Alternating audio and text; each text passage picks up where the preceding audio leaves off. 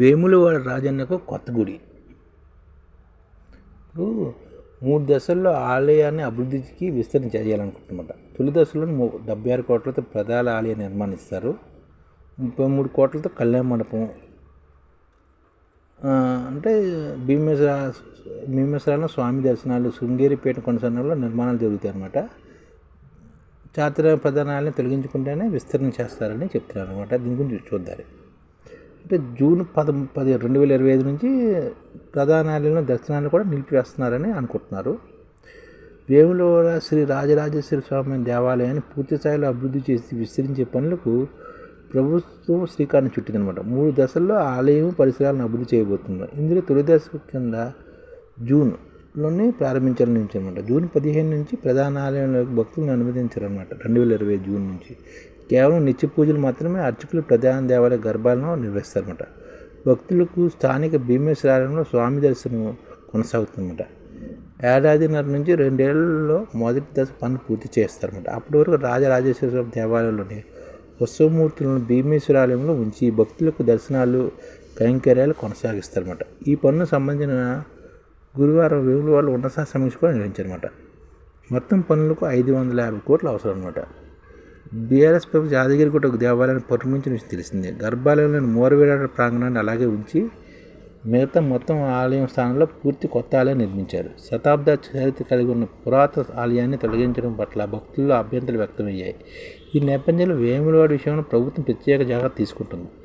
శృంగేరి శంకర మఠం పీఠాధిపతి సూచించిన మార్పులకు మాత్రమే పరిగణలో తీసుకుని కొత్త నిర్మాణం చేపడుతున్నమాట. ప్రధాన గర్భాలయం మండప భాగాన్ని పటిష్టపరిచి దాన్ని అలాగే ఉంచి చుట్టూ కొత్త మండపాన్ని నిర్మిస్తారన్నమాట. పాత నిర్మాణాన్ని అనుసరిస్తూ కొత్త నిర్మాణంతో ఆలయాన్ని విస్తరిస్తారన్నమాట.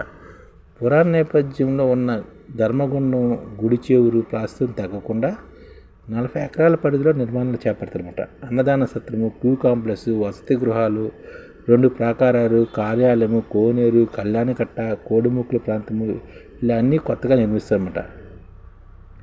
భీమేశ్వర ఆలయం సహా అనుబంధ దేవాలయాలను కూడా అభివృద్ధి చేస్తారు. ఈ మొత్తం పనులకు 550 కోట్ల వరకు ఖర్చు అవుతుందని అంచనా వేస్తుంది. ఇందులో ప్రభుత్వం ఇప్పటికే ప్రధాన దేవాలయాలకు సంబంధించిన 76 కోట్లు, కళ్యాణ మండపానికి సంబంధించిన 33 కోట్ల నిధులు మంజూరు చేసింది. ఇటీవల బడ్జెట్లో 100 కోట్లు కూడా ప్రతిపాదించింది. వీటితో పనులు కొనసాగిస్తూ తదుపరి మరిన్ని నిధులు మంజూరు అవుతాయని అధికారులు పేర్కొంటున్నారు. కేంద్ర ప్రభుత్వ ప్రసాద పథకంలో భాగంగా 96 గదులతో కూడిన వసతి గృహ నిర్మాణానికి 44 కోట్లు కూడా మంజూరయ్యాయి. దీనికి మరిన్ని నిధుల కోసం కేంద్ర మంత్రి బండి సంజయ్ కూడా ప్రయత్నిస్తున్నారన్నమాట. ఆలయం 15 డిగ్రీ కోణంలో ఆగ్నేయ దిశగా మళ్ళీ ఉంటుంది. ఇప్పుడు గర్భాలయం సభామండపాన్ని అదే దిశలో నిర్మించి మిగతా భాగాన్ని నేరుగా ఉండేలా సరిదిద్ది విస్తరిస్తారన్నమాట. చారిత్రాత్మక పౌరాణిక నేపథ్యం ఉన్న ఈ భాగాలను పురాణ గ్రంథాలు 1970 వెలుగు చూసిన రాతి శాసనాల్లో పేర్కొన్న విధంగా ప్రాస్తవానికి ఇబ్బంది లేకుండా నిర్మిస్తారన్నమాట. కొన్ని నిర్మాణాలు తదనంతరం వెలిసాయన్నమాట. వాటి విషయంలో కూడా తుది తీసుకుంటారన్నమాట. అన్నదాన సత్రాన్ని 2 ఎకరాల విస్తీర్ణంలో 2 అంతస్తులుగా 1,00,000 చదరపు అడుగుల మేర 33 కోట్లతో ఎంతో నిర్మిస్తారు. ప్రస్తుత ప్రధాన ఆలయం 4 ఎకరాల విస్తీర్ణం ఉండగా దాన్ని 4.6 ఎకరాలకు విస్తరిస్తారన్నమాట. సరైన ప్రణాళిక లేకపోవడంతో గతంలో ఆలయ పునరుద్ధరణ వంకటంకరగా జరిగింది. ఇప్పుడు దాన్ని 2 ప్రాకారాలు 2 వీధులతో క్రమ పద్ధతిలో మారుస్తారన్నమాట. ప్రస్తుతం తిరిగి ఉన్న వీధులను 47 కోట్ల వ్యయంతో 80 అడుగుల మేర విస్తరిస్తారన్నమాట. అన్ని ప్రాంతాల్లో బతుకమ్మ పండుగకు 9 రోజులు నిర్వహిస్తే ఒక్క వేములవాడలో 7 రోజులు మాత్రమే జరుగుతుంది. బతుకమ్మ పుష్పం నుంచి ఆలయం ఉద్భవించిందన్న పౌరాణిక గాథ కూడా ఉంది. దాన్ని ప్రతిబింబించే తరహాలో గుర్తుల నిర్మాణంలో చూపనుందన్నమాట. పునరుద్ధరణ క్రమంలో గతంలో కొన్ని నిర్మాణాల్లో వేములవాడ చాళుక్య శైలి లోపించింది.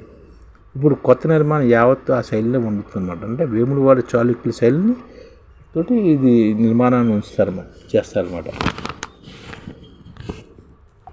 ఈ ఛానల్ ముఖ్య ఉద్దేశం ఏంటంటే మన తెలుగు రాష్ట్రాల్లో 1 కోటి మందికి సంఘటిత రంగాల్లో ఏ విధంగా ఉద్యోగాలు ఇవ్వవచ్చు, కనీస నెల జీతం 30,000 వరకు ఏ విధంగా ఇవ్వవచ్చు, ఏ విధంగా చేస్తే ఉద్యోగాలు సృష్టించబడతాయో వివరిస్తూ ఈ ఛానల్లో వీడియోలు వస్తాయి.